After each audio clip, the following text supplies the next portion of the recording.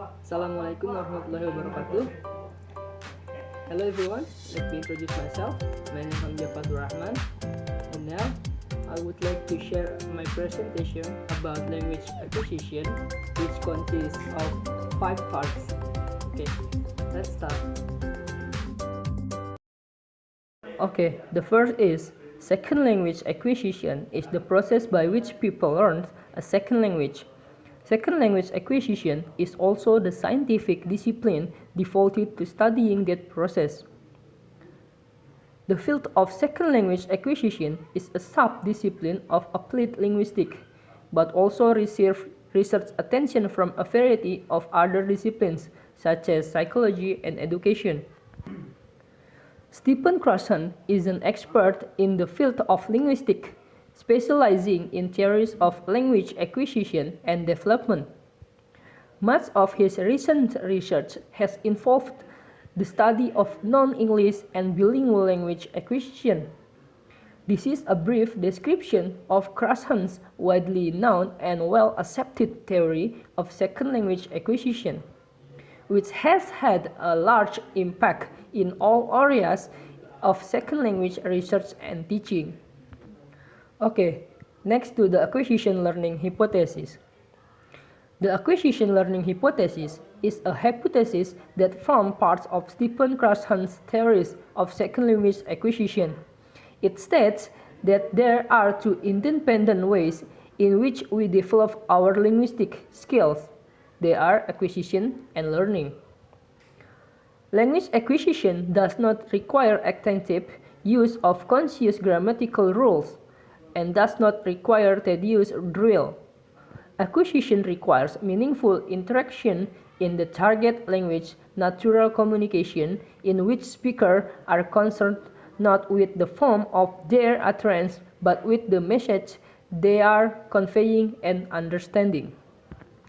Okay, next, the monitor hypothesis. The monitor hypothesis explains the relationships between acquisition and learning and defines the influence of the latter on the former. The monitoring function is the practical result of the learned grammar. According to Krashen, the acquisition system is the utterance initiator, while the learning system performs the role of the monitor or the editor. The monitor acts in a planning, editing, and correcting function when three specific conditions are met. The first one is the second language learned has sufficient time at their disposal. And the second one, they focus on form or think about correctness. And the last, they know the rule. It appears that the role of conscious learning is somewhat limited in second language performance. According to Krashen, the role of the monitor is minor, being used only to correct deviations from normal speech and to give speech a more polished appearance. Next, the input hypothesis. The input hypothesis is Krashen's attempt to explain how the learner acquires a second language, how second language acquisition takes place. The input hypothesis is only concerned with acquisition, not learning. According to this hypothesis, the learner improves and progresses along the natural order when he or she receives second language input that is not one step beyond his or her current stage of linguistic competence. Next, the affective filter hypothesis.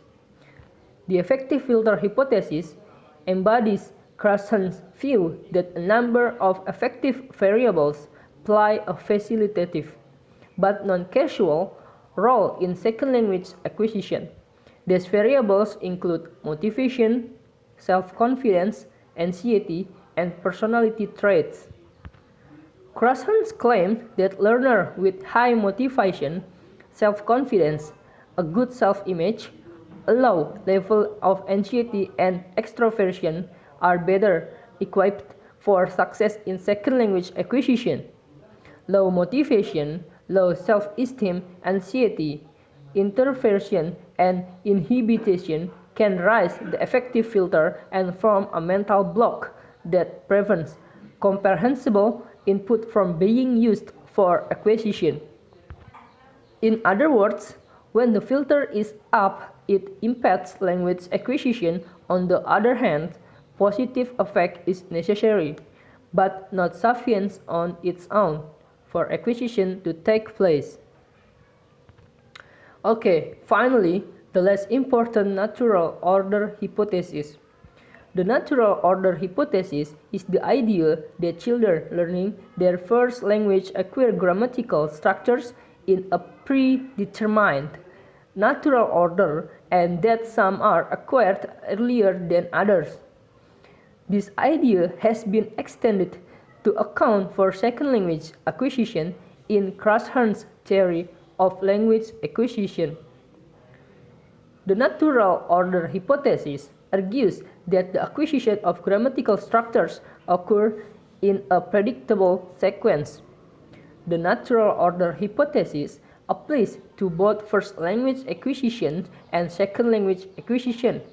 But, although similar, the order of acquisition often differs between first and second language.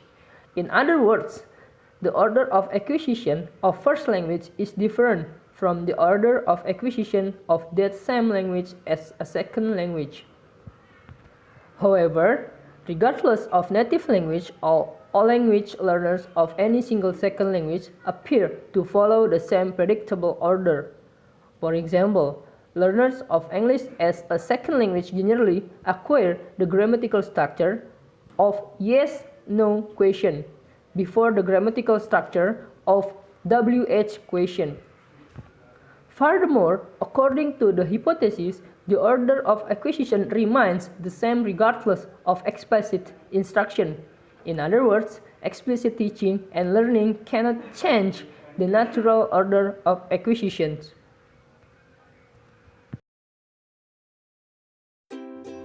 That's all my presentation. Thanks for your attention and thanks for watching this video.